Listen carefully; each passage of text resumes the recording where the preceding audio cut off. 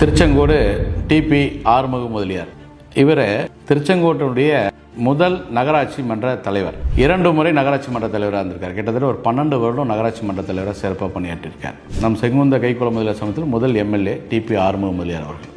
DP ஆறுமுக முதலியார் பார்த்தீங்கன்னா திருச்செங்கோடு செங்குந்த முதலியார் எழுகரை பாவடி பஞ்சாயத்து மகாநாட்டுக்கு வந்து பார்த்தீங்கன்னா நாட்டாமக்காரராக இருந்தார். அதே போல் பார்த்தீங்கன்னா திருச்செங்கோடு செங்குந்தர் கலை அறிவியல் குழுவினுடைய செயலாளராக இருந்தார். திருச்செங்கோடு அர்த்தநாதீஸ்வரர் கோயில், நீங்கள் அந்த மரகதலிங்கம் இருக்கும் பாருங்கள், மார்கழி மாதத்தில் மரகதலிங்க வழிபாடு அர்த்தநாதீஸ்வரர் கோயில் பார்த்தீங்கன்னா அந்த கோயில் வந்து கிட்டத்தட்ட பல நூறு ஆண்டுகளாக, கிட்டத்தட்ட பல நூறுனா 365 ஆண்டுகள் கும்பாபிஷேகம் நகராமல் இருந்தது. அந்த கும்பாபிஷேகத்தை இவர் தான் கோயிலை புறணமைச்சு மிக சீரும் சிறப்புமாக அந்த கும்பாபிஷேகத்தை நடத்தினார். மிகப்பெரிய பழம்பெரும் ஒரு அரசியல்வாதி, மக்களின் நன்மதிப்பை பெற்றவர். இவர் தன் குலத்தொழிலான ஜவுளி தொழிலை மிக சீர சிறப்பாக செய்து வந்தார். திருமகள் சைசிங் மில்ற பேரில் வந்து ஒரு ஜவுளி நிறுவனத்தை ஆரம்பித்து மிக சிறப்பாக நடத்தி வந்தார். சிறு வயதிலிருந்தே அவருக்கு பார்த்தீங்கன்னா அரசியல் ஆர்வம் ஜாஸ்தி. அதனால் பார்த்தீங்கன்னா திராவிட முன்னேற்ற கழகத்தில் இணைஞ்சு மிக சிறப்பாக பணியாற்றினார். அந்த கட்சியில் பல்வேறு பதவிகளில் வந்து சிறப்பாக பணியாற்றினார். 1967 மக்களவை தொகுதியில் பார்த்தீங்கன்னா திராவிட முன்னேற்ற கழகத்தின் சார்பாக இந்த திருச்செங்கோடு பாராளுமன்ற தொகுதிக்கு வந்து அன்பழகன் வந்து வேட்பாளராக அறிவிக்கிறாங்க. இந்த தொகுதிக்கும் அவருக்கும் எந்த விதமான சம்பந்தமும் தொடர்பும் இல்லை. ஆனால் அந்த அன்பழகனுக்காக மிக சிறப்பாக அந்த தொகுதி முழுக்க பணியாற்றி அன்பழகன் அவர்களை வெற்றி பெற செய்கிறாரு நம்ம டிபி ஆறுமுக முதலியார்கள். அதனால் பார்த்தீங்கன்னா இவருக்கு அந்த கட்சியில் மக்கள் மத்தியில் மிகப்பெரிய நற்பெயர் ஏற்படுது.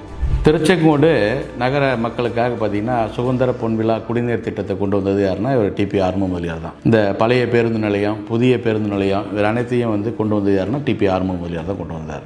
இவர் வந்து நகரமன்ற தலைவராக சிறப்பாக பணியாற்றதுனால பார்த்தீங்கன்னா 1996 சட்டமன்ற தேர்தலில் திமுக வந்து அவருக்கு திருச்செங்கோடு சட்டமன்ற வேட்பாளராக போட்டியிட வாய்ப்பு கொடுக்குறாங்க. மக்களுக்கு பெருங்கொண்ட சேவை செய்ததுனால பார்த்தீங்கன்னா அவர் சட்டமன்ற உறுப்பினராக பெருவாரியான வாக்கு வித்தியாசத்தில் வெற்றி பெறார். செங்குந்த கைக்கோள முதலியார் சமூகத்தின் கல்வி முன்னேற்றத்திற்காக என்ன பண்ணுறாருன்னா திருச்செங்கோடு செங்குந்தர் பொறியியல் கல்லூரி அப்படிங்கிற ஒரு கல்லூரியை ஆரம்பித்து கிட்டத்தட்ட பார்த்தீங்கன்னா 19 ஆண்டுகள் செங்குந்தர் கல்வி அறக்கட்டளையினுடைய செயலாளராக சிறப்பாக பணியாற்றினார். இப்போ நம்ம செங்குந்தர் சமூகத்தில் பார்த்தீங்கன்னா 72 நாடு அப்படின்னு சொல்லுவோம். அந்த 72 நாட்டில் வந்து திருச்செங்கோடு பாவடி பஞ்சாயத்து, எழுகரை பாவடி பஞ்சாயத்தில் வந்து சிறந்த நாட்டாமையாக வந்து கிட்டத்தட்ட ஒரு 27 ஆண்டுகள் நாட்டாமையாக இருந்து சிறப்பாக பணியாற்றினார். திருச்செங்கோடு சட்டமன்ற தொகுதி அப்படிங்கிறது பார்த்தீங்கன்னா பெருவாரியாக செங்குந்த கைக்கோள முதலியார் சமூகம் இருக்கக்கூடிய தொகுதி. உதாரணத்துக்கு பார்த்தீங்கன்னா அந்த திருச்செங்கோடு நகரம் முழுக்க அதிக வார்டுகள் செங்குந்த கைக்கோள முதலியார் தான்